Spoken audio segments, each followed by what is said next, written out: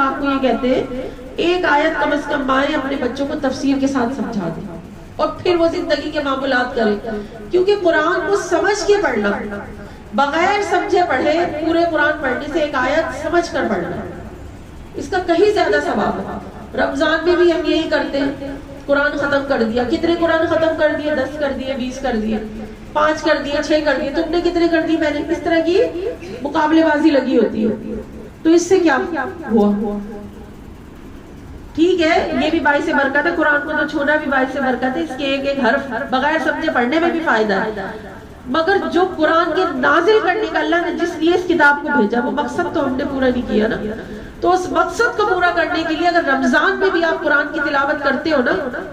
تو کیسے کرنی چاہیے؟ الحمدللہ ہمارے یہاں تو یہ سالہ سال سے یہ سلسلہ ہے کہ ہم تراویح بھی پڑھاتے ہیں اور خلاصہ تراویح بھی کیا جاتا ہے قرآن کا، یہ کوشش ہوتی ہے تاکہ ان دنوں میں لوگوں کی ذرا قلبی میلان عبادت کی طرف ہوتا ہے، عام دنوں کے نسبت ان دنوں میں تھوڑا زیادہ ہوتا ہے، تو لوگ خواتین جو ہمارے پاس آتی ہیں بیچاری اس اعتبار سے کہ اتنی تھکی ہوئی صبح سے سارے کام کر کے،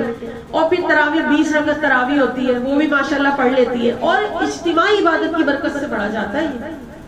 تنہا جب پڑھے نا انسان جلدی سے وہ ہوتا ہے کہ بس میں تھک گئی ہوں یا یہ نیند آ جائے گی یا یہ وہ، تو اجتماعی برکت کی عبادت سے کیا ہوتا ہے؟ آپ 20 رکعت تراویح کے بعد ایک پارے کی تفسیر سننے کے لیے بھی بیٹھے رہتے ہو،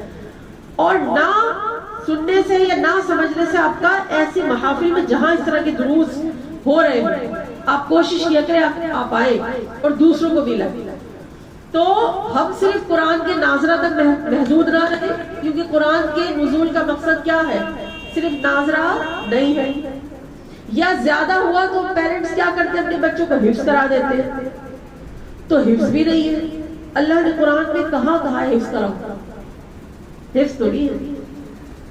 ہاں اگر آپ آیت دیکھیں گے تو یہ ہے کہ سمجھ کے پڑھو، لیکن ہمارے اتنے سارے لوگ اس بات کو سمجھتے نہیں ہیں، بٹ ناظرہ یا حفظ